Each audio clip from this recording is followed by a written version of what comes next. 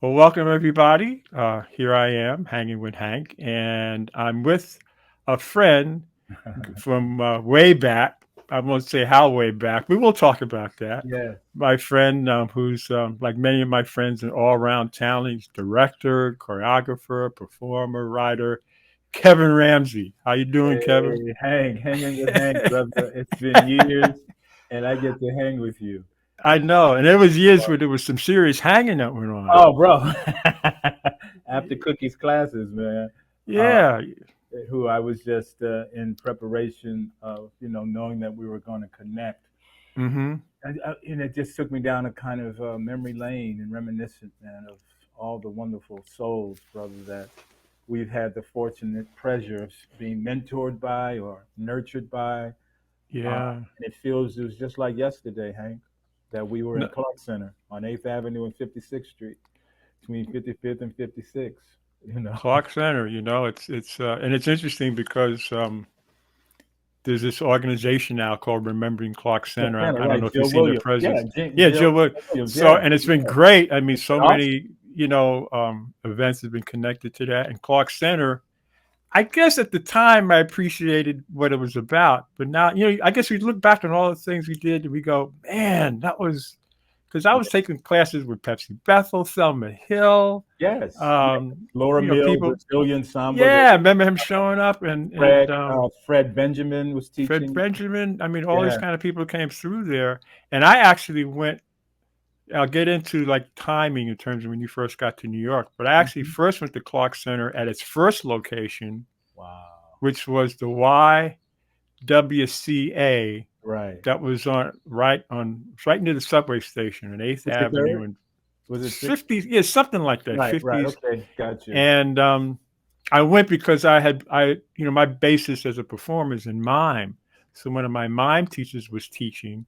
So I went there, and then they moved to the upstairs. The Right. spot that most people know about. And the funny thing, interesting thing about it, and I think enough people watching this know about Clark Center. I've talked about it before, but in terms of time going by. So, then it moves to like new dance group for a little while, and then it was going to be on 42nd Street and finally dissolved. So a couple of years ago, um, uh, you know, Domisha, Mhm. Jason, and Derek started this thing, Tap Family Reunion. Right. And I was involved in the first year. So I have this address to go to the studio to rehearse, right? And there's a place called Ripley Greer or whatever that has a Yeah, few yeah. different Yeah, have a yeah. few different locations in the Yeah, city. that's on So I 8th see Avenue. this address on 8th Avenue, right? So I'm walking along, and as I'm walking along, I'm going, wait a minute, wait. It's one of their locations is the old Clark Center. Wow. And I tripped out Wow. and I went upstairs. It's kind of reconfigured, but it's basically so I was like, man, this is like and I had and one of the younger performers showed up and I had to tell him, you gotta understand where we are, you Mhm. know. And then, Mhm. the old Clark Center. So Yeah. Yeah, that but was so you're New Orleans, right? born and raised, man. I was born and raised in New Orleans. I went to a historically black college for 1 year, Dillard University, Mm-hmm. before I transferred to go to NYU. That was 1978. I left Oh, okay. to New Orleans. But prior to that, it was around 1974. So where I first, I had started tap dancing in high school. Right, a buddy of mine. It was a interesting. A buddy of mine's mother had a dance school. Right, just one of those traditional dance schools. Right, Mm-hmm. and they were going to be doing the Wiz recital, the Wiz, and they needed Mm-hmm. to find somebody to play the Tin Man, right? Who tap dances in the Wiz, right? The Tin Man Uh-huh. does the tap routine. So Gustav McKenna said, "Man, my mom really, you should come and meet my mom, right? You should come and meet my mom because I know you like to dance." And I had been, in terms of tap dance in New Orleans, I'd always been dancing. We would put Coke cans on our shoes, or put down the bottle top and nail them to the bottom of these shoes and just make these sounds. I would call it buck dancing, right? Mm-hmm. It was more just bucking. So I go over to I'm in the ninth grade. I meet Mrs. McKenna, and she said, "Yes, you're going to be my tin man." And she puts these white tap shoes in my hand, and I started learning the tap dance in the ninth grade officially, right? And I Wow. brought those. And so around 1974, on the Dick Cavett show, there was a group of black men who came out. They were called the Copacetics. And in that moment, Hank, I went, I'm gonna meet those guys someday. I don't know how, but Wow. I'm going to meet them, right? You know how you Wow. just sort of project? Yeah. Fast forward, you know, all of that came to fruition. Where, as meeting and working with and being mentored by Oh, wow. Cookie Cook and Bubba Gaines and Buster Brown, right? Those are the ones who I had very close relationships with, but knowing all of the others, right? Honey Coles, Face Roberts, Leroy Myers, all of them. Tap dance says, as you know, bro, it's a unique art form, right? Because all you need is some shoes and a wood floor somewhere, right? And I remember Phasals. You remember Phasals? That was How'd you how can you forget? forget Phasals, right, bro? And I remember after I graduated from college, I'd gone to NYU to study acting and film, and kind of sort of was dancing, but not really. And it wasn't Hmm. until I got out of school, I still had those white shoes, right, that I brought with me. Really? Yeah, I still had those same. I tapped those shoes out of its soles, right? They were falling apart by the Wow. time, but they got good use out of them, bro. But the memories of Clark Center and the Copacetics and Eleanor Harris, she was also one of my first teachers, right? Who Mm. then introduced me to Cookie. I was studying with Pepsi Bethel. I mean, these men and women had such an impact, Hank, on our lives. I know they certainly had an impact on my life, boss. So when you got to New York, It was in how '78. Mm-hmm. you were in NYU. NYU. Yep. So how did you first find your way into how did you find out about Clark Center, or how It did was you right. in So other words, bridging the gap from seeing these guys and Dick Cavett going, right, I'm gonna meet these guys. right. It was so interesting. So I think after upon graduation, I guess I kind of got bit by the dance bug, and I had auditioned for a scholarship program at Alvin Ailey when they were at the Minskoff building, when it used to be in the Minskoff building, Yeah. right? And so I got involved in that scholarship program, and I had never taken ballet classes, I had never taken modern classes, right? So it was all out, but it was someone there. I was interested in jazz. They said, there's a guy who used to teach here, but he's now teaching at the Clark Center. You should check him out. His name is Pepsi Bethel, Wow. and the rest is history. I mean, Pepsi and Cookie were like surrogate fathers. They were just. It was more than just dance. It wasn't just about dance, and you know what I'm saying when I say that. Yeah. These were men and women who took you under their wings and cared more about you cared more about who you were than just learning a step. Yeah. So it was that period, man, and meeting Pepsi introduced me to Eleanor Harris, introduced me to Cookie Cook, right, and the rest is kind of history. Yeah, because I'm pretty sure I met you in That's why I Cookie's met you. class. Yeah, Yeah, yeah, yeah, without, yeah. yeah, Yeah, you, yeah. Heather Cornell, Heather, Susan Goldbetter Jamie, was there. yeah, Susan Jamie, Goldberg, Jamie, Panini, right? Yeah, um, Nick the Davis, regular cast of Mickey Mickey Davidson, yeah, Davidson, Jackie yeah, Malone would show up, few yes, different people, and yes, the great thing about Cookie's class would be some people would come to hang out, like right, right, one of the Berry brothers. I brothers, forgot he would come by, and other people from yeah, because I had discovered Clark Center um, in the late '70s because okay, my track was studying TV production, right, and I right, was involved in TV. Then I took a leave of absence because I wanted to study all this performing stuff. Because my thing is, I wanted to direct variety shows. I wasn't right, dealing with the fact that I really wanted to perform. right, So my thing is, I just wanted to be. So I found out about this place, Clark Center, and then in the summer of '70. I forget 77 or 70. Anyway, I took a workshop with Thelma Hill and Pepsi mhm, Bethel. And I yeah, was intimidated by dance classes, and I was intimidated by what I often saw as what was called jazz dance classes. It didn't interest me. right, But Pepsi's thing was different. It yeah, wasn't man, that other kind of thing. yeah, And yeah, I took to it. yeah, I was like, oh yeah, yeah, same here, this it was same here. it was a certain kind of thing, like you say, a connection that was different from Yeah, this that other kind of thing. authentic jazz, right? Where Yeah, the, it was the root of everything else, right? It was the yeah, it foundation. reminded me of social dancing I had done, Hmm. and then I had studied tap as a kid, and because I'm in New York, I grew up in the Right. Bronx. So as a kid, I took classes at Mabel Hart's dance studio in Harlem. She had different levels of classes, and I took tap when I was like 10, 11, 12. This is something to do. Always Right. loved it, never thought about doing it for real. So when I got into my 20s, having done some mime and stuff, feeling comfortable as a performer, I bought a pair of tap shoes. I want to get back into tap, but I was particular about who I'd study with. Right. So I found this guy, Tony White. I remember I started Tony. working with him, Hmm. and he had been a Lindy Hopper. And and when I started studying with him, getting back into tap, I started going to Clark Center. So I had these two things: Pepsi's class, being with Tony.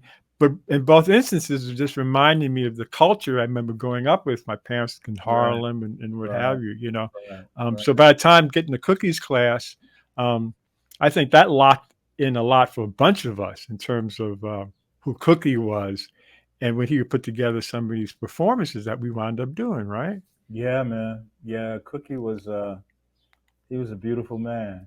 Uh, Again, to be that little kid, right, who saw these men Mm. on TV and then all of a sudden be in their presence. Remember the boat rides, the copacetic boat rides? Yeah, I have a memory you're going to see in a minute. Oh man. Well, you do. Okay. It's that again. I felt very protected, right, coming Mm. from the South and meeting these men. I felt like I had a place where I could go to retrieve and to retreat. Being Hmm. in New York City, coming from the South, and they projected that just very protective environment, man. It was a different time.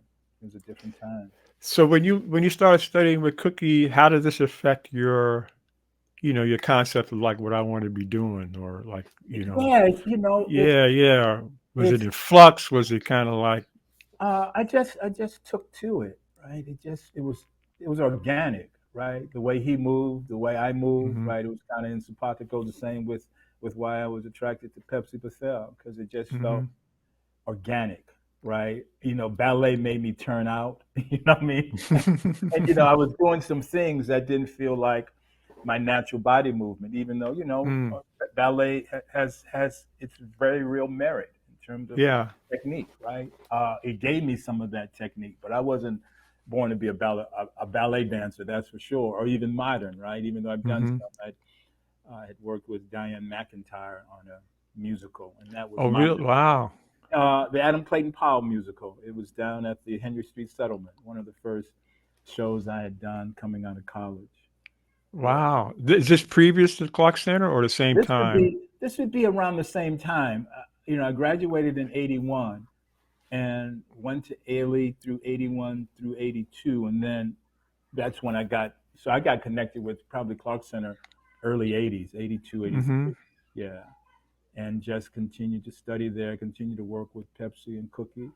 And, as we all, well, I know for myself, it's like, how do I get to Broadway? Like, what is that? What will that Mm. take? And, the history of Broadway, it ebbs and flows. And I think tap dance uh, was on the downswing after Sophisticated Ladies and those shows, right? And so Black and Yeah. Blue sort of created a resurgence, which came in 1989, right? I mean, there were Mm. shows like My One and Only that was prior to Yeah. that. And Uh, No Nanette no, had the no, no, no, thing. right? Yeah, 42nd Street, right? Is that what came 42nd out? Street, yeah, Yeah. tap But that dancing. was a different, also was a different That kind was of, a different time in a different style of dancing, yeah, right? different kind of thing. Yeah, yeah. So Appreciated, but a different appreciated kind a of, yeah. different, right? And so when Black and Blue came around, man, and that's the whole story in itself, and the whole history in itself, in terms of the people who were assembled under Hmm. one roof, from musicians to singers to dancers. Uh, I don't know if there's ever been such a Broadway show that assembled so much first-rate talent under one roof, high-profile talent, right? In Yeah, terms of yeah. musicians, when you think who sat in that orchestra pit for No Black and kid. Blue, bro, it's Grady who Tate. Grady Tate, Claude Purdy, Sir Roland Hannon on piano, Yeah, I mean, Jerome Richards. It's a who's who. Like everybody was sitting in a chair on that bandstand, man. Had some real credentials and was a real contributor to the world of jazz.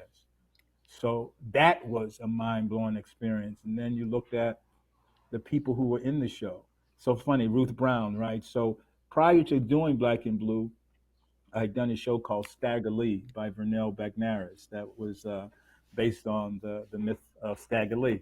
And it came to, first we did it in New Orleans, and that's how I then started working with Pepsi because he was the Right. choreographer on that, right?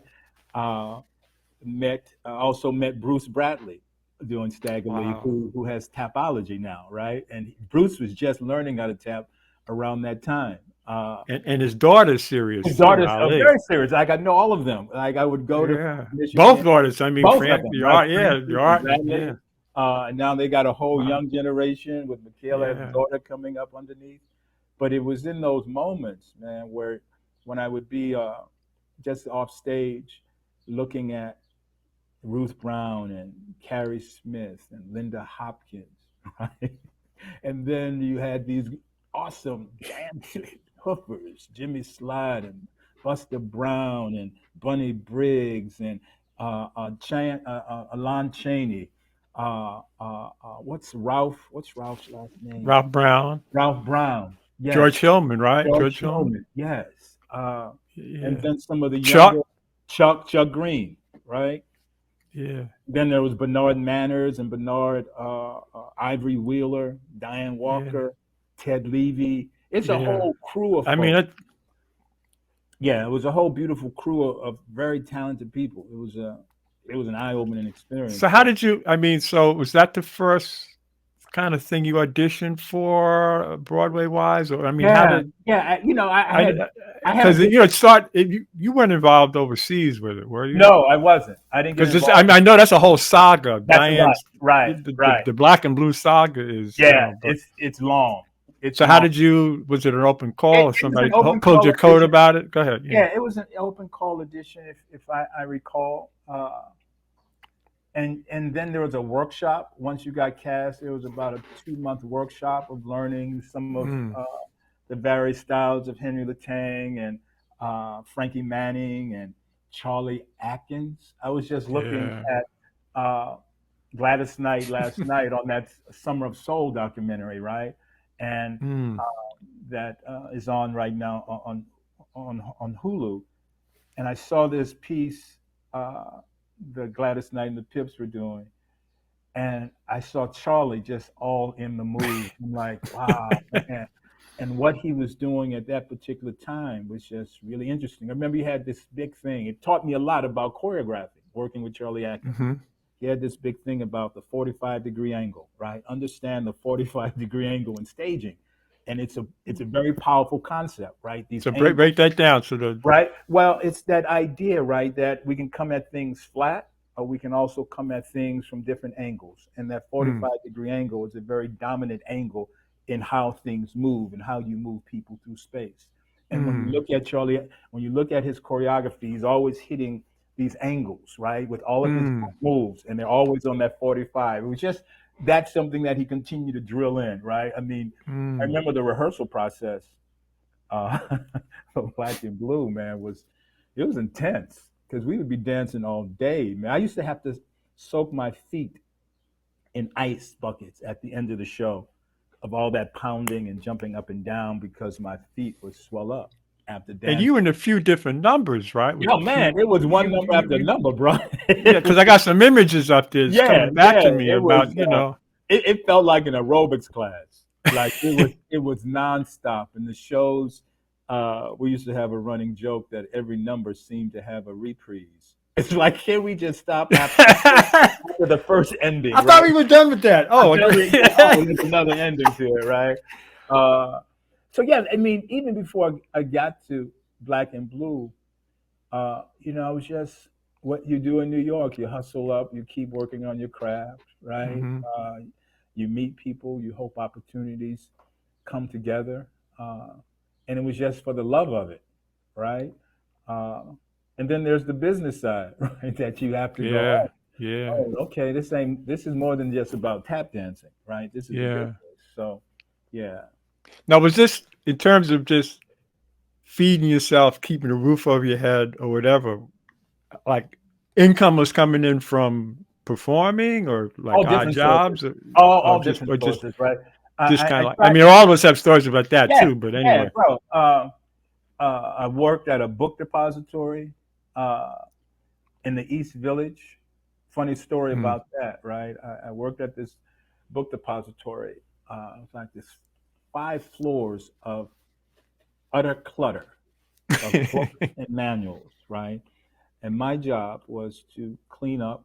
The guy said, whatever you throw away, you can keep. On the 5th floor, on the floor, was a pile of magazines, dirty, tattered. And I bent down and I started looking at these magazines. They were the opportunity magazines from 1900 that from his magazine Oh, Opportunity. I have a stack of Opportunity wow. magazines, a number of volumes of that. They were Hmm. just discarded in the corner.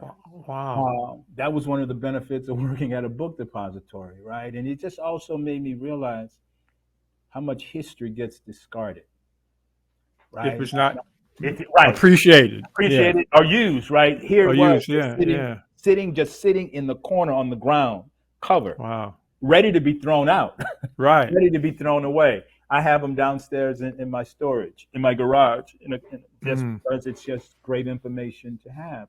And then the stories that were, happening in the early 1900s. mm.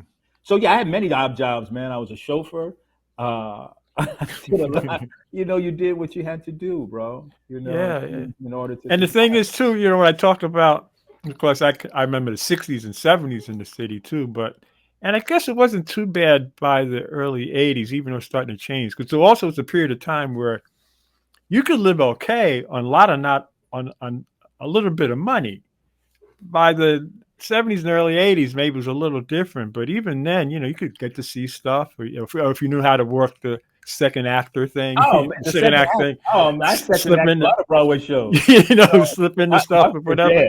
yeah, Yeah, you know how stuff ended, didn't know how it began, but you yeah, right. But at least I'm part of it, right? or The- get right. those standing room tickets, but just those times, of I talk about kind of like the Hangout Street Academy. We just hang Ah, out, hang the on, different bro. people, the teachers you have, or like after class, after Cookie's Yeah, class where we'd go, and everybody's got different stories. Those who study with Chuck, they have their after class thing, and it yeah. even kept going into, by the time you were going even into the 90s when Buster had Mhm. his jam at Swing 46. There was the Wow, whole I thing remember that. afterwards hanging Yeah, out at Westway, which another generation who's coming into their own now, we're introduced to, like McKell or whatever. So that yeah, whole thing of having that world to be around was part of what formed not only the art, but then you get a chance to see how different people have handled themselves through life, yeah, and that becomes an interesting thing too in terms of moving through stuff. yeah, I yeah. but I remember one place, and I was talking to Heather about this, and I couldn't find. I even have audio recording because different jams and things were happening. And there's two things I kind of remember. And one was a place, Lola's, right? Lola's on 22nd Where Street, bro. where was that? Because it was in, That was okay, that in the was on 20s. 22nd Street between Fifth Avenue and Sixth Avenue. Because I actually have an audio recording, and I had to You. find it again, and I could hear your voice, Heather, because we went Uh-huh. there once, and me and Heather walked along and stuff, and in the background. But how did that go down? Do you That remember was how yeah. frequently that was? That was, and I'm not sure if it was a weekend thing, Yeah. but I did it for a while. It was while I was doing Black and Blue. We just Okay. did this So this is jam. late 80s. Okay. Yeah, yeah. This was late. So this is 89, 90. It would have to be that Mm, time because I left Black and Blue a couple of months before it closed with an injury. Uh, mm, so I didn't close the show. I was in it for about a year and a couple of months, and then I left, and then it ran for another 9 months or so. But yeah, Lola's is I don't know how that came about. Like I knew Lola, and it was like a restaurant it was thing, a right? I restaurant in remember it was like kind of narrow, and then right. It you was very kind of, small. It was very very like, small. once you got in there, you were committed to stay Right, there because you right. It was, couldn't. it was People, tight. It was yeah. tight, and we had a little performance area up at the front, but it was very small. It wasn't the best conducive They had a great wood Mm. floor, but it wasn't the best conducive Yeah. that place. But it was just an event, you know, and Mm-hmm. that we did that for a couple of months, right? Did it for a couple of months. Because I remember going once or twice. Because at that, I tell people I really didn't come into my own tap wise until Buster's Jam in the '90s. Gotcha.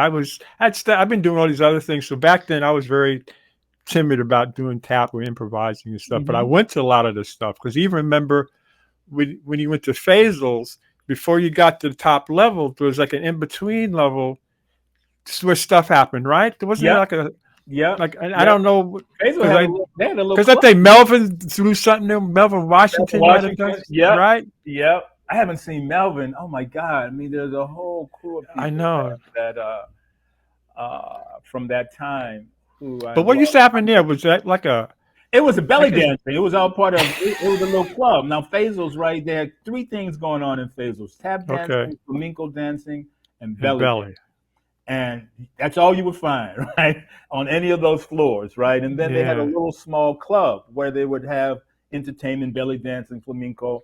mm, That was an art form, flamenco, that I got into for a little while. Like I just mm-hmm, loved that. It was for about maybe 6 months. You know, one of the folks in the studio would just show me some stuff, and I was trying to mm-hmm, incorporate those foot moves patterns with tap moves, right? It was just yeah, yeah, because yeah. it all correlates, right? It's all Well, it all there was a big. I'm not sure. There was a big Clark Center show down on 42nd Street. I don't know if you were part of it no, I when wasn't there part was of it. going to when they were working for the new 42nd Street and Clark Center Uh, was going to be part of it. A uh, big show was put together, and it was all about percussive dance. So one section, Cookie had put stuff together. It was me, Heather, Susan okay. Goldberg, a few people. That was one section. Then Hmm. another section was Pat Cannon, foot Remember and Pat? fiddle, and Yeah, then another was ballet was the flamenco. yes, yes. And then at the end, there was this huge shim sham that All was flamenco, tap, right, whatever. Pat, But I love it. again, that connection Yeah, man. Yeah, that was the thing. Yeah, Pat but Cannon. phase. Wow, Go that's a ahead. Yeah, that's a go name. ahead. You Like start. no, Pat Cannon. You just mentioned the name. I remember her fondly with her. Yeah, Yeah, man. and that Wow. phase is the great thing about phases, which is such a sad loss, is like you could just get up one day and go, I think I'll go work out and just go by there because they had so many different size rooms. I even would get in that postage stamp size room every now Yeah, and then, that's all you you needed, know. right? And he Yeah. went up there and Calvin at the desk. Calvin Remember Campbell. Calvin Calvin playing chess, Campbell. right? Yes, man. Right. And Calvin you could just Campbell. find a room, ahead of you'd have to book the big rooms ahead of time, but you just find a spot to and the floors are great. Like that's a lost thing now, You Yeah, it just is. can't. You just can't. Again, it was a real community, man. It was a And you real never knew who you'd run into. And the thing is, it'd be anyone from like some kid to you see Gregory Hines all the time, or Robert Duvall, because all the Robert time. Robert was Duvall was probably at heavy that. into like. Yep, And I remember going there once. He looks like Robert until I found out he was into. I guess that was Robert Duvall, yep, yep, So that yep. was, and again, that's another thing that just affected us, That about community, man. Again, right there between 46th and 44th on 8th Avenue. You yeah couldn't miss that it. You couldn't miss it. you couldn't. And then so the other speaking of 46th Street, I remember you telling me about something. I never went another jam that actually I think was the first Tap City, right? At that Jimmy Slide did it. Jimmy Was it Side, yeah, I remember. It in was the Indico Blue or something blue? You went down. Indigo What was down the the name of the stairs. place? I think it Was was that the right? Indigo. Something like that. It was on 46th Street. You go down. It was a nice Because spot. I remember you told me about it, and maybe I went once. Because a lot Yep, of times, because you would really get into it, I would check with you, like, what's going on, yep, And yep, you yep. mentioned that to me. That, yep.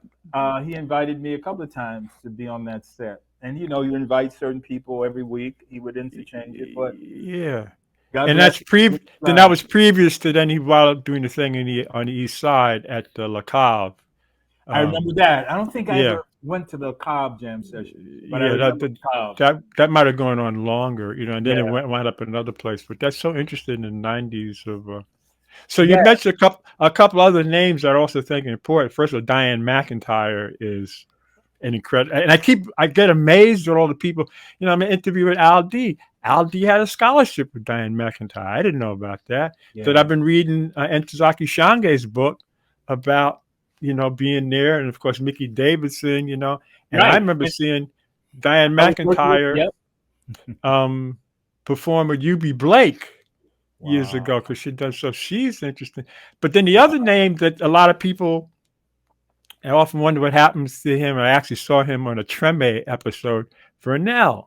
Pernell Bagnaris. Yeah, He man. always struck me as, and in fact, as a matter of fact, um, years ago, around about that time, I went to audition or something, and somebody thought I was him I can see because that. there was a No, similarity, I think, in the eyes or whatever, yeah, yeah, I can And I see that. said, "Hey, I'm fine being Yeah, compared with that, him yeah, because yeah, that dance that he does in Pennies from Heaven, that was just yeah, incredible." yeah. And Pernell. I didn't go ahead. No, no, go ahead, man. But I was part of my development too is a good buddy of mine, Carl Brown, who's a playwright. We went to NYU before you. We were there in the Right. '60s, and Got then you. we all lived in the Dumbo loft area in the beginning days of Dumbo, when nobody cared about it. Got But you. he's the one that told me about One More Time when it was running at the Village Gate. One More Time is this piece that Vernell Wagner Oh, put yeah, I'm together. very familiar. No doubt. And, Yeah, no, yeah. I'm just for the Oh, people got watching. you. Yeah, yeah. Every now and then I have to forget. We have this conversation. Every now and then I have to go,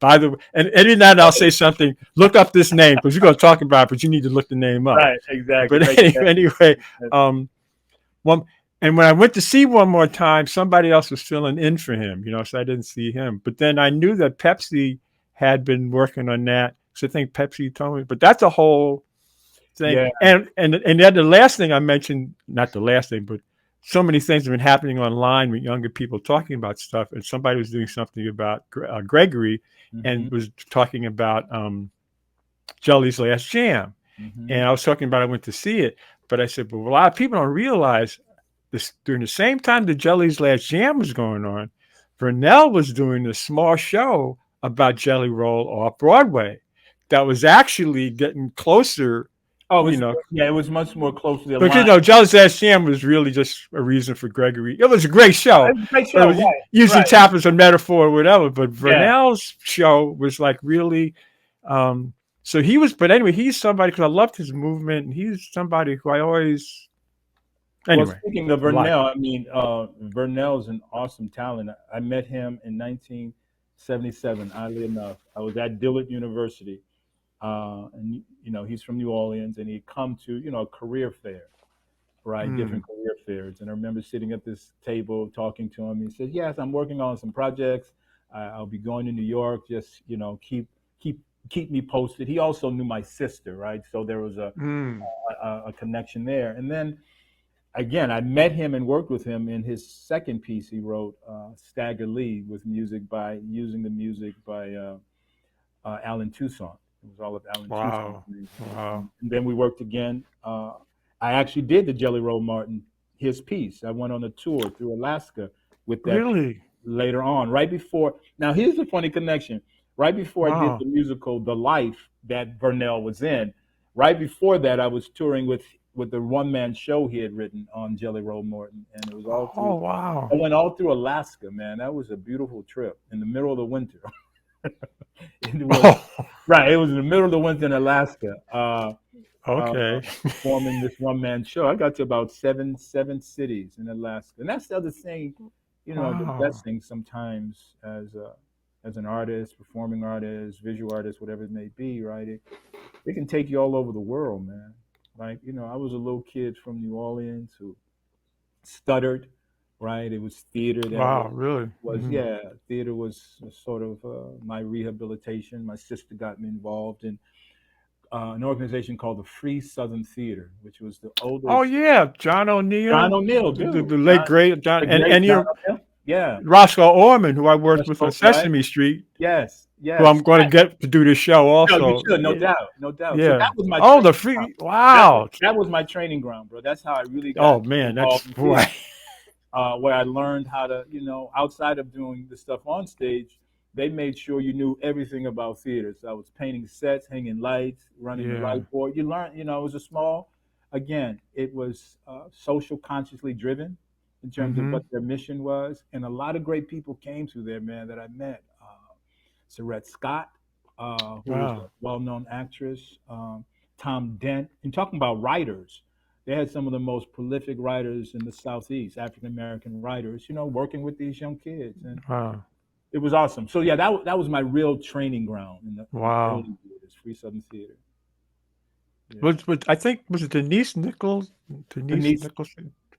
Nick was it Denise Nichols or Nicholas's? Yeah, Nichols, Denise Nichols, yeah. I think I her think name is. wasn't she Yeah, part of it at one point too? yeah, because I think she had some affiliation with it as well. Yeah, No doubt. yeah. No, no, I didn't know you knew John O'Neill. That name Well, resonated. I mean, there's so many connect. There's an organization called Alternate Roots Okay. that's based in the South. It's been around since the '70s, and it's mainly Southern artists who are involved in social change, Yes. and they allow other people to join. So in the '90s, I first went down to their. Every summer they have this meeting, Right. but you go down there, have food, there's performances and stuff, and he was part of that. John Gotcha. O'Neill, and it was a Junebug. Junebug, exactly. Yeah, Yeah, Junebug. Yeah, he was Junebug. part of that. That And was then I hadn't gone for a few years, and then one of the last ones he was at, and at that point, a few years ago, I think the Alzheimer's was yeah. whatever. But so I just kind of knew him through that. And then Gotcha. the first time when I went down there, I had been working on Sesame Street, so I had mentioned to him that I knew Roscoe, and he went, "Oh man, say hello to Roscoe," Yes. Orman from Yes. that. But that's a Yeah. whole thing. So you mentioned the writers there because you are a right. Did it have an affected you in terms of writing? And I actually saw one Certainly. of the interview that you did somewhere where one of the schools you went to, somebody suggested to you that you should. Yeah. So Am I right in that? yeah. Yeah. No. Yeah. Yeah. So it was interesting. Being a stutterer for most, I stuttered all the way through probably my first year of college. Right. I had Wow. this speech impediment, and so writing became. I would write poetry. That was my thing. But when I got involved at the Free Southern Theater, they encouraged it more. But when I went to Dillard, there was a professor, Dr. Earl D.A. Smith, God Mm. rest his soul, brilliant, brilliant man, who he taught me so much about black literature, right? He opened me up to a canon of stuff that I wouldn't even have gotten at NYU, really. Oh yeah. You know what I Yeah. mean? And so he said, Kevin, he said it this way, in his words exactly, Kevin, learn how to write because there's not going to be enough work for you. And he Mm. didn't mean that you're not talented enough to get enough work. It's just that it's a numbers game, right? And so at Yeah. any time that you waiting in a line, waiting for somebody to go, okay, we're gonna select you, he was just making sure you tell your stories, make sure you develop that skill set. And it's an ongoing long journey. What writing is Mm. very isolated, right? It's just you and a pad or a computer Mm-hmm. working that stuff out. And I've always been drawn to history and music, right? Mm. And I guess my early days at Free Southern Theater also created a social consciousness about what am I writing about. So Yeah.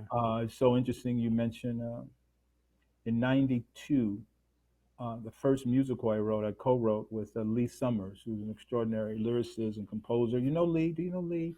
You Maybe the probably know name, Lee. but I don't. Yeah. Yeah, he does a lot of things at the Triad, and Lee was in Dreamgirls, but just a very prolific writer. So we collaborated on this piece. It was called If These Shoes Could Talk, a tap dance tale.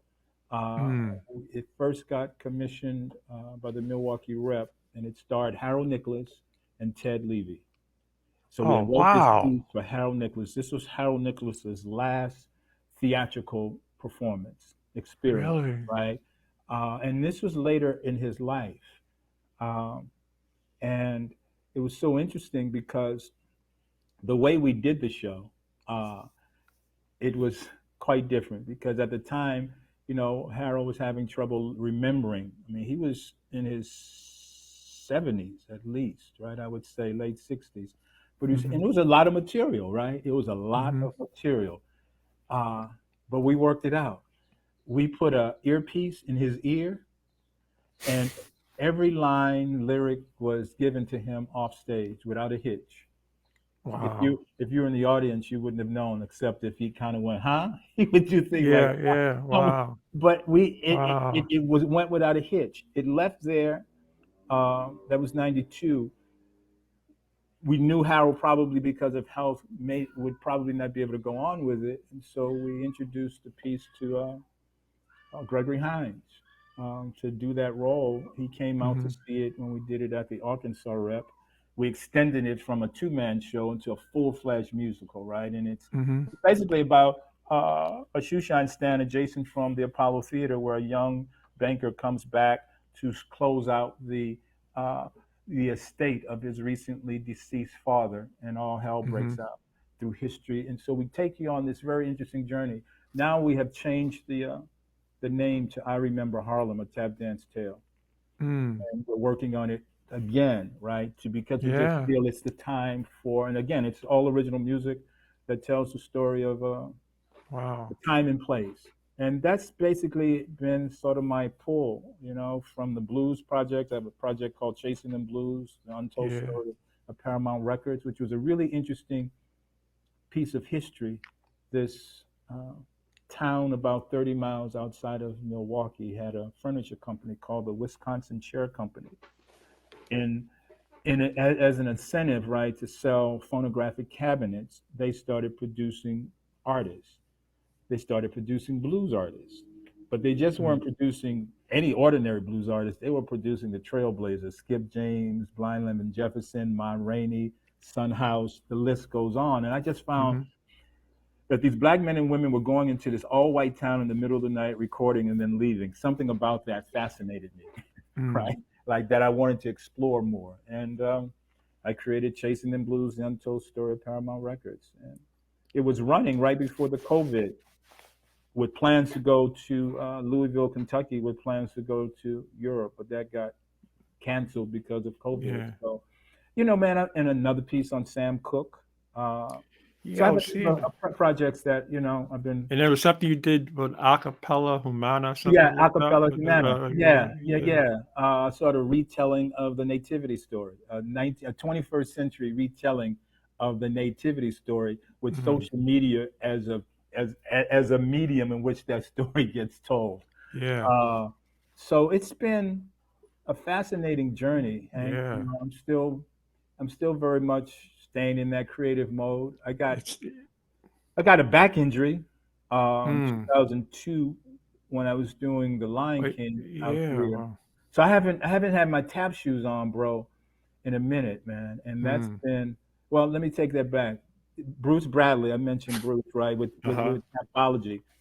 He's like, Kev, I want to honor you with Tapology. I'm like, that's awesome, Bruce, but I'm not dancing. Like, I haven't danced in a long time, right? And he sort of convinced me to dance, and it was not the greatest idea at the time. You don't just throw on your shoes and jump on the stage, right? Because I have too Right. much respect, right? So uh, I'm slowly working out this back injury, Mhm. by swimming and yoga. But talking to you a couple of weeks ago, Hank, it has made me rethink. I need to get my board back out and my shoes back on and just start slowly integrating myself, because I love dancing. I love tap dancing. Yeah. I love it. And I think I went through a moment of a bit of depression after my back injury. Mhm. I felt like I'd gotten robbed, you know.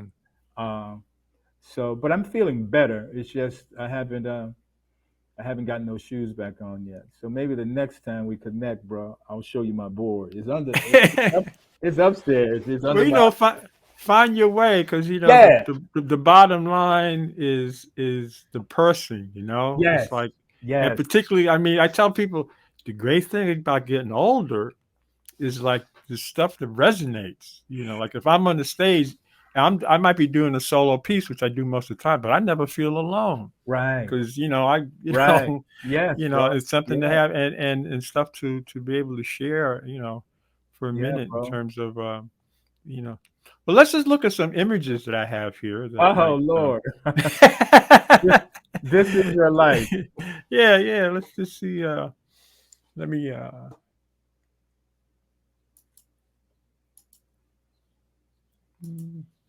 Oh Lord. Hmm. That was taken by in some studio. I don't. What was that photographer's name? I don't know. James Kriegsman. You remember that Oh, with photographer that that with the K. with the K, right? And Yeah, he yeah, was yeah. signed over. In fact, I think at one point his studio might have been where Clark Right. Center had Right. been. Exactly. It was. It was. Ah. I think that's from back. I'm not sure who took that. I don't. Maybe it was him. I don't know where I got that from. Oh Lord. Yeah, take a little look at that. Let's just see what. Uh, yeah, I gotten rid of my white tap shoes by then. Oh wow, that's Now killing. that's the With the flag. 1989 boat ride. Because I Yeah. think I sent this image to you a while ago. Yes, Yeah, this bro. is Copacetic's boat ride with. Yeah, that's one of my sons, Kieran. Actually, he just had a new baby girl last weekend. So I continue to be a granddad. So yeah, And man. in that role, I did a thing last year talking about the Copacetics and I talking about the boat ride. And from the same bunch of pictures, I got shots of Pat Cannon and Right. Cookie, That's and deep. actually it was either this boat ride or one before, and Harold Nicholas was on it. I remember seeing Harold with his wife at the time. So Yeah. yeah, Harrow and Fayard. I mean, we kind of briefly went over the black and blue period, but again, those men and women who were working. I know Diane Walker was the associate yeah. choreographer. Wow, that's a beautiful picture. So this is my program because a bunch of us went to see Black and Blue. I think it was me, Cookie, Mickey, whatever. And this is the Yeah, who's who. This is your little bio from yeah, Black and Blue, yeah. 1989. So I remember going 1989. to see that. Yeah, Kevin, and yeah, and I guess I knew Melvin from classes and stuff because I knew his name, Yep, and I knew, and I knew who Bernard Manners was because a few years before he did stuff with the Hoofers, yep, and I had seen him perform with the Hoofers. So yep. but that's from that. Look at that. You got Sid Glover, you got Demisha, Ivy Wheeler, Melvin Washington. That's crazy. And this is just one page because That's there's a just whole one bunch of page. yeah, Yeah, you know. bro. Yeah. Ah, that's So I can't that's give you anything but love. Ted Levy, okay. Fred Booth, Bernard So is Mark. that Ted Levy behind you? So Uh you're huh. far right. You know Yep. her name, the I'm woman's close. name. That's kind. That's kind. Okay. That's me in the front. Ted, Fred Booth. God bless his soul. And that's Bernard Manners. So the Yeah, last two guys are Melvin gone. Simmons. I know Bernard's gone. The Yeah, other and Fred. passed on. Fred's Fred passed passed on. away, and I know Ted is still doing his thing. Yeah, he's getting a lot of props now. In fact, I got to look into it. This guy Anthony who works with Iadeli makes films, and evidently there's a new film he just did with Robert Duffy and Okay, Ted. I'm seeing it on nice. Facebook. It's on a festival circuit now, Yes, nice, but nice. Ted's out there doing stuff. Yeah, So, man. here's another Ah, up. wow. There you are up front. Yeah, Now, is this wow. the one that winds up you all spin around with the Yeah, that's line? the right. We do the one man dance thing. Deborah Mitchell, Van Porter. Looks like Rashmella, Eugene Fleming. That must be Demisha on the end. That's Jermaine Goodson, Ted Levy. Um, and she just passed. Tanya Gibson. Yeah, Tanya passed away. Look like Melvin Washington, and it looks like Angela Hall. Wow. And I can't tell who that is at the very end, next to Is, Angela. is that the number where you'll line up and some of you face in one direction, others in Yes, the other, and you yes, turn?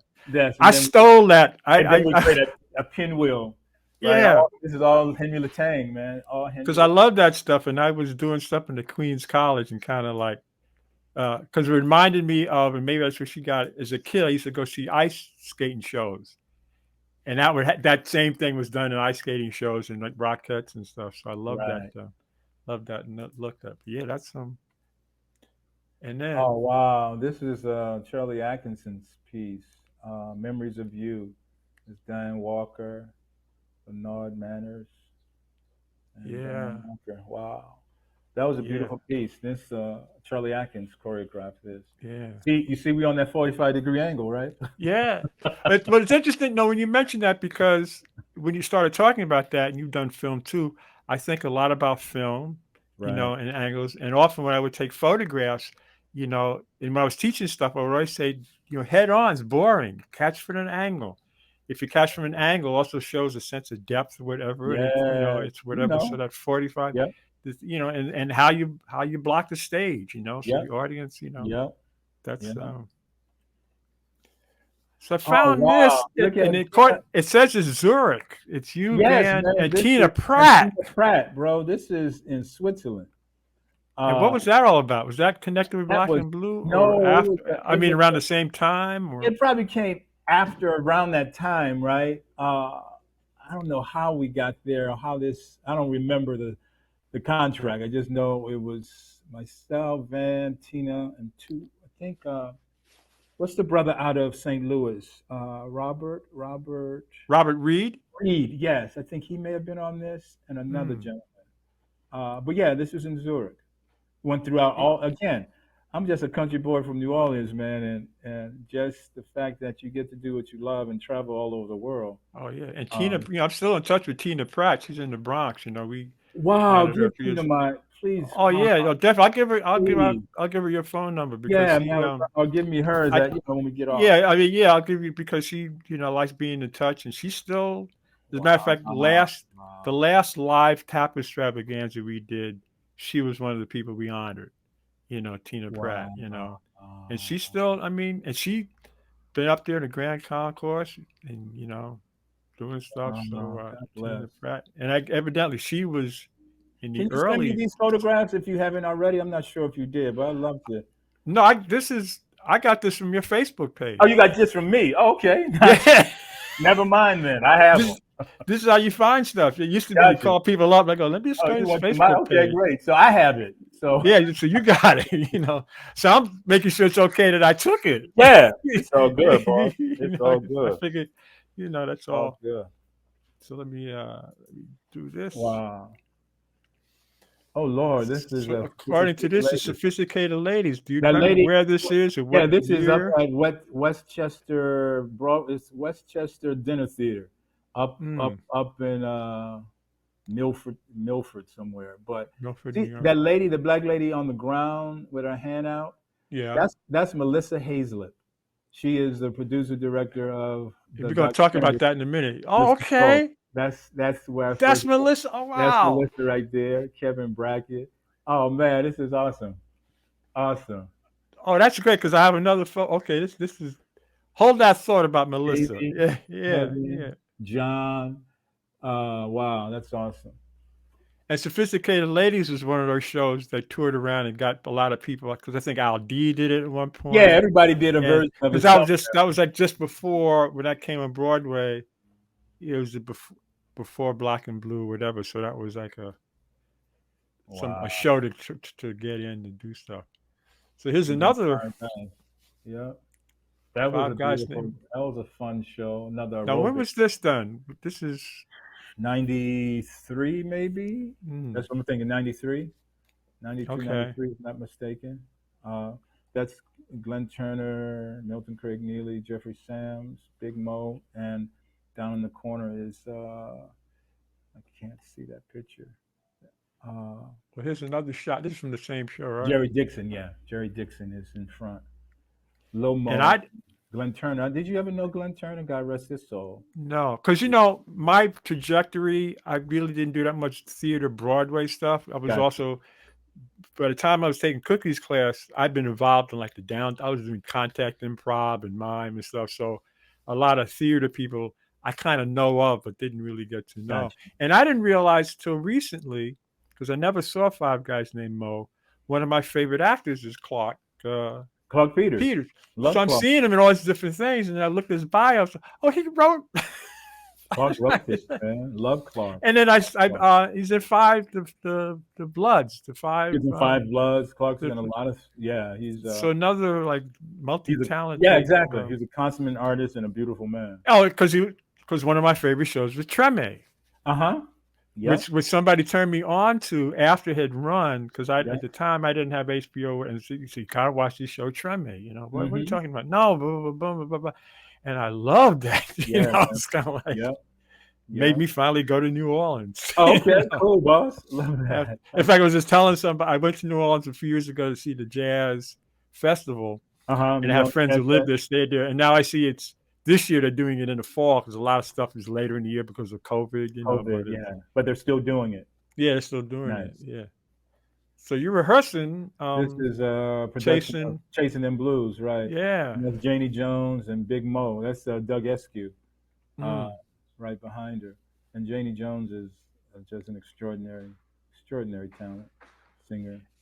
And when you started getting into directing and choreography, what was that? Did that kind of fit like a glove? Was Yeah, that man, it fit. by Again, it just all felt like a natural transition based yeah, on my mentors, right? Like, yeah. and then the funny thing, when I was doing these Broadway shows, bro, I would always find time to go sit behind the tech table, and I would Mm. just sit very inconspicuously, right, and just hear and just listen, right, Mm-hmm. to the terminology, listen to and look of what creates great visuals, what makes great Mm. composition, right? So I took that time. I remember,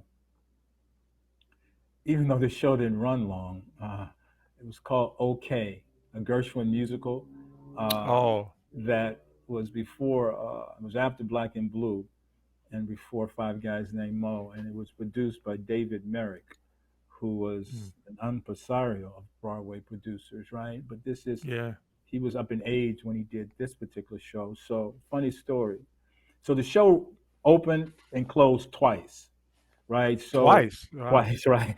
The first time it was at the Richard Rogers Theater, right? It opened, it ran, and then apparently there, from what I understand, there was some personal matters that his wife or somebody, ex-wife, put a lien on the box office. The show closed.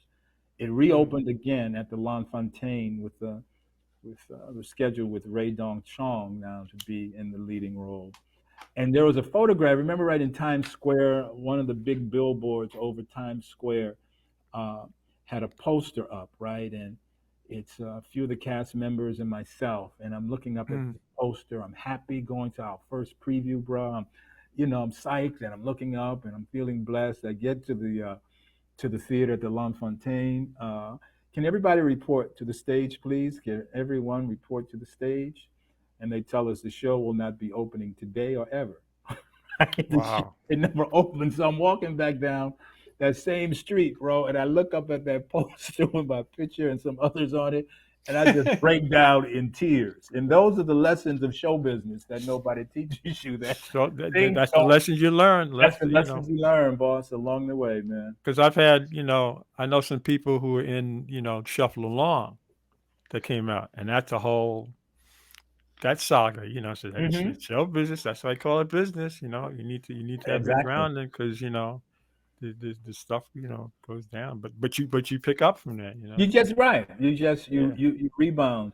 Okay, this was wow, But Diane Walking all in the Young Tribe. That's yeah, where Marie is this? Yeah. Dedrick. This is in Alley. This is in Cherise. This is in Flint, Michigan. This is part of Oh, Tapology. when you When didn't when you had your when shoes and didn't know when what to do with them. when my back was not allowing me to communicate to my feet. But I don't know what I did. It's something out there. But yeah, this is another lovely again to Bruce Bradley, right? I meet him. We just exchange and collaborate, and then to see how Mm. he took a couple of steps and went back. And I always joke with him, like, you took a chorus of steps and you went back and you built a tap community in Flint, Michigan, which is now And it's serious. it's very serious, right? That he's Yeah. helped to nurture. And tap dancing. You don't have to become a professional tap dancer. Tap dancing. I used to use tap dancing as a form of stress release, Mm. right? I would just be in the studio for hours, and that's the thing I love about it. Once you learn what a shuffle is, what a flap is, a ball change, a pull black, whatever it may be, you got all the steps. Now, as our teachers would tell us, make it your own. Remember, Yeah. Cookie, they were not interested in you sort of dancing like them, right? Exactly. They wanted you to take these steps and to make it your own. And what I And loved about Cookie's class, and when Heather and I were talking about it too, is how he would just hum tunes. That's the music we work to. yeah, Let's try this, ladies yeah, and you gentlemen. just got right. He'd be You just humming humming. Stevie Wonder Stevie Wonder, tunes, right? Just whatever, and just kind of put it together. And it's man. funny because you talk about who you navigate to, and I liked Cookie's thing. I liked what he did, also because he understood comedy and theater and all that kind of stuff. And He was a he was showman. like one of my mentors. But I didn't realize until people like Brenda say they like watching me dance because I remind them of Cookie. There's a Yeah, similar I can kind see of that. thing. Yeah. And it's funny. I don't have it, but I'll send it to you. There's a photo of Cookie because Susan Goldberg put together a whole thing of all this stuff. So there's a photo of Cookie leaning in a particular direction, dancing. And then years later, I performed somewhere. Someone took a picture, and my friend Megan sends it to me. It's a shot of me in the same pose, and together Wow. it's kind of. So a few years ago, when Tony was doing his Tap City thing, and they did a whole thing about the copacetics, um, I did a tribute to Cookie. So I did my version, Breezing Along to Breeze, and Susan Goldberg had Cookie's hat. So I had Cookie's hat, and then I did a fake flip up. I did the thing I'm gonna throw up and catch it in my head and like Right, right, put it right, on. right. But Love. anyway, yeah, Cookie Cook, was just and what I loved about Cookie, he went to see all kind of stuff. He would see all different kind of performances. So Yeah, Cookie was awesome. What is this? Oh, now this was this event is when I think I last saw you. right. This was at The the Carnegie Hall. Carnegie Hall, right? The 100 Black Men of Broadway Yeah, event. the Yeah, Chapman Roberts, because I said the same exactly. thing to Al D. I didn't personally talk to either one of you, but I think from a distance, I was in the audience. Um, I got to see you from far. Yeah, And, bro. and I found out about this at the last minute. I don't even think this was like heavily. But anyway, just talking about that. Like, That was right. Well, I had never been on the Carnegie Hall stage, right? So that in mm, itself, and I helped. Chapman asked me to help, just sort of stage and coordinate, right? A oh, hundred men. really? So uh, it was a powerful event. Um, And the the idea was to celebrate. 100, right, to celebrate black performers, black men of Broadway, right? It was about 100 years. 2014 or something like that. Exactly, and it was honoring at the time, who were the honorees? I know Well, I think Louis was an honor. Joffrey Holder was sitting up in one of the box Right, seats, Josh because he was Holder. He was an Jeffrey honoree. Holder. Yeah, Yeah. the producer Stephen Bird was an honoree. Mm. Uh, yeah, that's Milton, Big Mo, Doug Eskew, and Kirk Taylor. I went to college with Kirk, so I had known Wow. Kirk for many years. And I think Andre might have come out in the Oh Wiz outfit yeah, or he did. something. Andy Stills, I man. mean, I know he's a subtle performer. No, he did his thing. And from what I Because I watched. understand, he was still wearing the same costume that he wore in Yeah, 1955. So yeah. that's a So tribute to him staying in shape. that's a great evening because I was talking to Al D about it. He was in Yeah, it and whatever. So yeah, that was. yeah. Ben Vereen. It was a number of Oh yeah. yeah, yeah, tributes. And So you've had a bit of acting under your chops. yeah, this was Saving Grace. And now this is another thing too, where I get surprised. So I'm known to like watch too much television. and I'd be flipping down. So I used to like the show Saving Grace. Again, that's a show I discovered like after its first run. Got you. So, and I really like Holly Hunter, so I was watching. So I had Yeah, the show yeah. on, and I was flipping back and forth, and I see this segment where this, with the angry brother, boom, boom, boom, coming in, and then something in terms of a gesture. When something looks familiar, and you go, wait, Right. what? No, because you were so good at this, I didn't, I'm Oh not. I'm wow. looking at this, I'm going, wait, is that Kevin? I'm checking out. Oh Yes, man, sir. Yes, sir. It's So so interesting when I'm looking at that photograph. So same from Saving Grace, from and Saving Grace, you yeah. were Otis. You were the Yeah, brother exactly. of Of because the I man, watched it again yeah, of the of main the sergeant. person, Yep, of the you sergeant. know, Who so and funny? you wanted to keep it real. Go Yes, yes. ahead. I'm trying to think of the actor's name who played my brother, but I had worked with him uh, prior to this in another TV show called The District that Mm. was on a couple of years before. Hmm. Uh, but man, it's like one can forget how much water has gone under the bridge and how many things you've done and have been done and the people you have, man, experienced along the way. All I can say, Hank, is that I feel extremely blessed about the men and women, and I know you do as well, bro, who have put their hand on us, Oh yeah, this who is have just laid some time. There's Melissa Hazlett this is the again. last shot. So is this That's rehearsing for no, something? this is Play On, the musical Play On that got Is recorded. is that That's Melissa. Mercedes? No, that's Melissa Hazel. But No, I mean, Mercedes, but this Mercedes, Mercedes is this her Ellington, show? no, Mercedes Ellington choreographed it. That's what I, yeah, It was that's what I written thought. by Cheryl West, and Sheldon Epps directed it. And this is in Arizona at the Arizona Theater Company. One night, just getting out the car from a performance, somebody said something, and that's where it left us. Yeah, yeah, Wow. yeah, That's bro. because I I told you before, I met Melissa because of the documentary about Alice Right. Hazlett, Yeah. and Can we just she talk had about Soul for a second, man? That show, that that yeah, yes, that's what I'm yes, headed into talking yes, about that yeah, show. So yes, she there was an event at the Schomburg and about black in television in '60, and she was on the panel, and I. In terms of my background, I worked as a page at NBC in the '60s. I right, was studying TV production at NYU. My film teacher was Martin Scorsese. Blah, blah, blah. right, right, So right, I'm looking to get involved in stuff, and a woman that I knew from NBC had gotten the job on Soul when that first came on PBS, BET, right? right, So I was working at Channel 11 on staff as an AD there, right? And that's the whole story how I got that gig. But right, anyway, because I knew Alice says, well, you can come and hang out at Soul. Bring your camera and hang out. I said, mm, all right.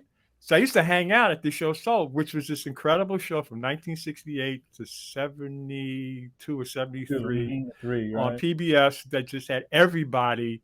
And there's a whole bunch of us like you or whatever who were shaped by that thing. So I had taken photographs that I just kept. So when I found out about this document, so I went to see Melissa after her little talk saying, I have some photos that you might be interested in. Make a long story short, Chester Higgins was the main photographer for the show. right, So they had all these photos, but it turns out I had some photos that came in handy for the documentary, Mr. Soul. And I took all these photos of Kool and the Gang, and it turns out that was their TV debut. And I mm, was the only one taking these pictures, So again, timing, doing something that seems to make sense. So, but anyway, I met her um, through that. And the night that I went to see her talk at the Schomburg, I was either going to do that, and then Jason was doing a tap thing downtown. I should go to one or the other. So I right. told her later, I went to your event, and she said, well, I'm also a tap dancer too, and whatever. So I didn't realize, how much of a performer she was. But yeah, that documentary, that show Soul was just, Yeah, it was transformative, man. I still remember as a young kid growing up in New Orleans. I think it came on Sunday nights in New Orleans, mm, and I remember the first time seeing it. There was because I'd never seen the power and the strength of black folk in the mm. media that way, right? Talking about real things that resonated. You could identify and relate immediately, and then to meet Melissa, right? So I remember when I first met her, she must have thought I was crazy because I would talk about it all the time, what her uncle had done. Like, man, I'm so glad she was the perfect person to bring and to celebrate his legacy and the power of that show. So she was performing. So you first met her As a performer, as yeah, a yeah, performer. because she was a Okay. dancer, tap dancer, singer. She had Yeah. done, Wow. yeah, yeah. So another talented, smart young And woman. such great kind of energy, Yeah, because Melissa's beautiful. Never, just kind of she, I was kind of like shy in terms of I have some photographs. She's like, right, no, right, definitely, boom, boom, boom, boom, and there's been a lot of screenings, been a lot of screenings of it, and I'm always yeah, telling people to see it because it's this. This is the other thing about back in the day. A lot of people didn't know about the show Soul. It was unbelievable.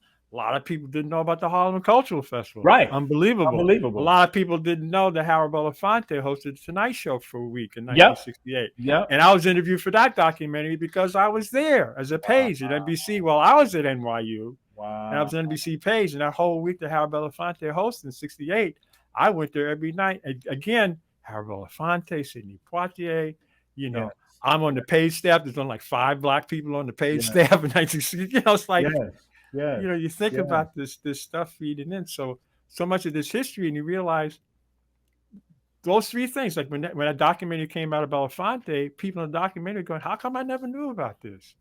That Yeah, he hosted the Tonight Show for a week, yeah. and that Johnny Carson picked him to be the first guest host. So what does that say about Johnny Carson? You No, know, yeah, no doubt, no in doubt, terms of deep stuff. So no this doubt. history is like you said, we've been blessed, and I Oh, appreciate what you're doing because it's the same thing. And I think Pepsi and Cookie, because I know Pepsi, when I think back on it, I was doing photography. I did some photography for his dance company. uh-huh. And at one point, I think he even asked me to do a documentary about him. Mm, And I was so insecure, mm, I backed off on it. But sometimes mm. you realize sometimes people see stuff in you that you just don't Seeing yourself see. yet. Right, And right. they don't say this stuff when they say something like that, They they're not mean it. just saying, No, they're yeah, not they just mean saying, it, yeah, they mean you it. know? So Yeah, it's kind yeah, of they're very because clear. they can recognize, that kind of Yeah, thing. So yeah. this thing about learning to write, the reason I did mime and one of my mime mentors, Tony Montanaro, his whole thing was theater is in you. So when you get hung up in terms of like going to auditions, whatever, to get the job, that's fine. But if it's not, create something. And the great Bro. thing about mime, just like you talk about tap shoes, you don't Right. need anything You don't need except anything. a good imagination. So you just Listen. kind of like, Yes. do this kind of stuff. Love it. But Love it. that became for me a foundation so that I always had something because when you were doing all the stuff, black and blue, whatever, when I was studying tap, I wasn't auditioning for shows like that. I Right, just didn't have the chops to do that. And right. I didn't, maybe the only things I ever auditioned for was a Cotton Club movie, and Okay. everybody in the city auditioned for that. Yep. I auditioned for my one and only and Equus, and that was it. Wow. But because I did this other stuff, I did not want for performing. It Wow. wasn't like Broadway and all of that was so this thing about what you have to offer, um, Yeah. and longevity because here we Longevity, are. no doubt. No You doubt. know, No we doubt. can talk about physical things, whatever, but we're here continuing to do what was expected of us. Yeah, I mean, it's So this idea of, being able to preserve our bodies. I mean, when I think about the men and women who mentored us, man, they were dancing well into their 60s and 70s and dancing well, right? further than Buster, Yeah. when he started doing his jam in the '90s, were you around? I Uh, had, yeah, I was late around in the 90s. I left, late I left, '90s. late 90s is when I left in 98, right? Okay. Yeah. Did you ever get Yeah. to that? Because his jam started in I don't, '97 at Swing 46. Yeah, I may have maybe. gotten to one or two. I remember, yeah, I remember one or two because in '97 I was doing the Life, so I was still in New York. Okay. Yeah, I But was. Buster, he's starting to do that, and he was like 85. And he's killing it. 86 years old, whatever. Marion Coles, Yeah. when Lorraine Goodman did this big tap extravaganza, she was teaching us for dancers only, Mm, and we'd be running out of breath, and she'd say, "Okay, let's rehearse again." 85. yeah. Leonard Reed would come by Swing Leonard 46. He was in Reed. his Wow. 90s. He'd come Wow. by, That's you what know. That's what I mean, bro. We have to continue to call these names, right? We have to Yeah, continue to call and these keep names doing it. And, of and these Mabel ancestors. checked out a few years ago, but she was Mabel still Lee. thinking about outfits to wear. Norma When I was Miller. at Capology, I got to see Mabel Lee.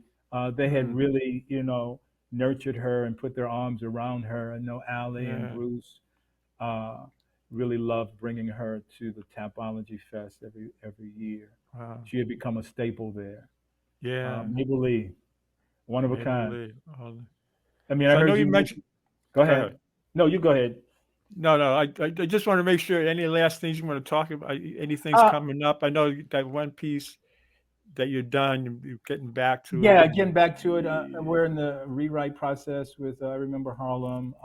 hmm Have some possible productions coming up with both Jason and Blues and the Sam hmm Cooke project, and working on some new things. I'm also, I've been in the film space now for about the last 10 years. I've been shooting a lot of shorts, but I've been developing some features, and man, because of this technology, like yeah, I'm finding it's it, deep. it's very deep, bro. Like it was '92 when we shot this short film, Tap Rap, right, with Savion and a whole host of Yeah. dancers. And you remember Benny Clory, I was trying to think of because this is what I was going to bring up right? because I did. Is he the one who used to do the flips and The stuff? flips, right? And So Tap Rap oh, was that's sort what of, I wanted to get into because I have this yeah, memory of a film based on yeah, that. Because at the yeah, time, you knew that all those people. yep, I even almost helped you out much. I couldn't do uh it, huh, but I knew you uh were huh, working on that. And yep, just to talk a bit on yeah, yeah. And who he so was and his accident it affected me. It was And devastating. just explain So he's a young brother, and it was around who the he time was, what he did, and Benny what happened. Clory Yeah. and his brother Michael Clory, extraordinary young men, extraordinary dancers. Almost felt a lot like their routines, the Barry brothers, in a way, a lot of acrobatics. They were cast in the film, The Cotton Club. He was rehearsing, from what I'm understanding, in his backyard with his brother, doing things he had done before, backflips, right? This Hmm. particular day, he landed on his neck and became a quadriplegic. And that story, and while Chap Rap wasn't about Benny's life, it made me realize, wow, what must it be like for a human being who all they know is movement in their bodies to suddenly be Hmm. confined to this wheelchair? So I just cobbled this story about that kind of event and this young man's struggle to reunite. And it had a kind of spiritual realm to it where he calls upon his ancestors who are in the Tree of Hope. And we see this man journey. And the Tree of Hope plaque used to be at 132nd and Lenox Avenue, if I'm not mistaken. And we filmed there, and we have a visual image. I can send you. This is the funny part. So we shot in I 16 think millimeter. Seventh Avenue. Seventh Avenue, yes, Yeah, Seventh yeah, Avenue, Seventh Avenue, because right? that's Seventh. where, yeah, It's Seventh. because Uh, that's the avenue's got the yeah, islands in the yeah, middle, exactly. and there's the Seventh, and it was, sculpture there, and then yep, there's the yep. And yeah, the yeah, plaque was in the ground, right. and it was so myself and at the time had a collaborator, a extraordinary producer and production designer now, Ina Mayhew, and her father is Richard Mayhew, the Mm. extraordinary painter. And it was just young and like, let's do this. Let's just do this short. We shot it in 16 millimeter. We had to go buy short ends, right? You don't, right? Right? But It's just not like explain to people what that is. what a short end was you go to say Kodak and it was all reused film that had been sent back to them, right? And it's just the ends of the rolls, and you buy enough of those, and they'll give you a discount to be Right. able to shoot on that. And sometimes you're shooting Put in the kind right, and sometimes you're shooting in different film stock, right? You got whatever you could get, right? Uh, Shot it, and I should send it to you because we still have time code because we never again wow. we still have time code on it because we never were able to again get it to the final cut. Mm. Something I'm thinking about going back, but there's something very beautiful about it with time code on it, right? It's just Yeah, of yeah. where it was, and this is Savion does this beautiful dance, this kind of imagery that he sees himself in this wheelchair, seeing himself dance again. And at this point, he's what in He's age? 15, 16. 15, 16. Yeah, he's a young man, right? A young teenager. Uh, and this was definitely doing Black and Blue because it was a lot of the other dancers were from the cast. Uh, Mm. I'm and that's another story of thinking about flushing out more. But again, we do these things and we put them away, and then we come back to them and to see the value of them at the time. Oh, definitely. And I think the great thing about technology now, because I look at a lot of old stuff now, maybe to digitize it, and Right. now, Yes. and just to be able to do stuff, because I think we were talking earlier about what we've learned in the past year in terms of Right. online stuff. And even as things get back to a new normal, I think a lot of this online stuff will continue. This thing about how we see films, which is changing already, but what can Yes. be done Yes. online and and Yes. and platforms and in places these producers are just interested in stuff, so getting the stuff out there. But Yeah. stuff that we have that's historical, Yes, bro. revisiting Revisiting it. it is Yeah. interesting, and then also just talking about it and showing Yeah. because I don't know about you, younger people I know, and I'm old enough that someone could be 50 and I think they're younger, right? But still interested in a lot of this stuff because it's a Yeah. different, those who are coming up doing what we were doing like 30, 40 years ago, these are different times in terms of finding what your thing is and trying to be whatever. And sometimes it can feel pressure. I got to do this and do that. So to share some of this, and I'm glad I you think said it's that, something. Hank, because you were talking about, how we can access, how you can shoot a movie on your iPhone or any phone you have, right? And I think it also allows us to play more without the risk of quote unquote making a mistake. So when we were shooting in film, we didn't have the luxury to, Oh yeah, like, you didn't have the luxury to just waste and film hope that it came out okay. and hope it came out. That's why You know. I'm fascinated by some of the great filmmakers, Hitchcock, Orson Welles, these folks Yeah, who didn't necessarily have monitors. They didn't have what it's going to look like. They yeah. trusted their eye. They understood lighting, right? And they They were able understood lenses, to understand lenses and focal lengths and all those focal things. lengths, Yeah, yeah. And so it's exposure. now, and I tell my students, right? I teach at a college, a performing arts college, and uh, I'm just encouraging them to play and to embrace the technology, right? Yeah. Just embrace it. It's going to be interesting, brother, to see where we are in the next 20 years. And you know, and again, to wrap it up, that the other theme too is the stories that need to be told. Yes, I'm always saying everybody's got a story, yes, and find out to know what your story is, and if you yes, stay on top of it, people are going to be interested in it. yes, And the more stories that are told will broaden the yes, culture and history. So it's just not exactly, just exactly. there's not this tunnel vision of stuff, no matter what area you're talking Yes, about, you know, and I the agree. tools to do it. You know, I I sit agree. here, you know, the idea that I could just edit something 5 minutes before the show, whereas before you'd have to book time and the place and All of that. Yeah, you got to go somewhere. You got to and leave some of the house. that was good, you know, the tactile touch of film or Right. whatever. But still, like all this photography that I did in the '60s is just contact sheets and negatives because I didn't have Negative. the wherewithal to whatever. Yep. Photoshop shows up 15 odd years ago. I was able to print these pictures and have a photo exhibit because I can just do it. So having the technology, and one of the things I would do when I was teaching video production, I still have a porta pack. And Ah, I don't know if you remember those things, a black and white thing. And yes, bro. I would bring, because I was dealing with reel to reel black and white video in like the Video. Right. 70s and stuff. Right. Right. And I would bring that to class and have someone pick that thing up. Damn, it's just heavy. I said, Yeah, these things are huge. that Yeah. was lightweight, portable, Right. accessible stuff. That was You got right at that you time. got half an hour black and white, you know. Yeah. So having, you know, the stuff now, but knowing what the story is, you know, Yeah, that's the crucial. technology doesn't have to be the greatest thing. People No, want the story. the story. And This is so sometimes if true. it's too perfect, if it's too glitzy, This I is don't care. What's the thing, you know? how So we, it's so interesting, Hank. I know we're wrapping up, but how we consume content is changing, right? yeah, How we consume it. And it also then plays in the fact of, at times, our attention span, right? Like things, and that's why I think, what you're doing and what I'm doing, continuing to curate history is important, yeah. right? Because this will outlive both of us. Right? This is going to sit in a place where 30, 40, 50, 60 years from now, it could still be there, right? In this electronic tattoo. And frankly, that I talk to people, friends of mine of a certain age. I say, we got to tell our stories and stuff. One of the reasons I retired, I still have stuff to do because for my thing is, and I'll admit it, this is my legacy. Yes. This Yes, is what these are yes, my sir. kids. This is Yes. my whatever, Yes. Yes. and I need to let it out. And Yes. also, part of the legacy is having other people, Yes. having not only information but the camaraderie. Exactly, brother. Exactly. Because I was telling the last thing I would tell my students, I said the bottom line is find your people, know who your crew is, because believe me, Find your that's people. what's going to stick through you. Through the Find ups your and downs people. and thick and thin. I say Yep. every gig that I've had the past 30 odd years or whatever, because I knew somebody, Right.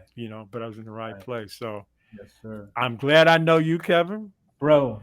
Thank you for this, man. I look forward to us doing this in person. Bro, I know, man. When I get to And New York, I'll make sure to look you up, and we can break some bread and have lunch. yeah, but and also, last phone conversation we were talking about the combination Yeah. of this archival stuff we have. Like let's find, like, seriously, I would so love to. Well, we can talk offline on that. we can talk offline. Yeah, but it's yeah, kind of like but I'm saying it publicly to make sure I do some of this stuff. do But something sometimes with I it, talk right? about Because stuff, you told me. I mean, I got excited because I didn't know, Hank, you were a photographer, right? And so you've been documenting history, bro. And again, bro, we could be sitting on things. Like we can be sitting on lots of content. What are we going to do with it? And the thing is, both of us and other friends of mine, when we were young, we were just doing what seemed to be the right thing. Just following my that instinct. felt right. Yeah. Like I was just, I was taking pictures. I was doing other stuff. I never labeled myself whatever. I was just doing what seemed to be whatever. then you look back on it, and you go, oh, Wait a minute. Right. something was directing, something was Yeah. let me now.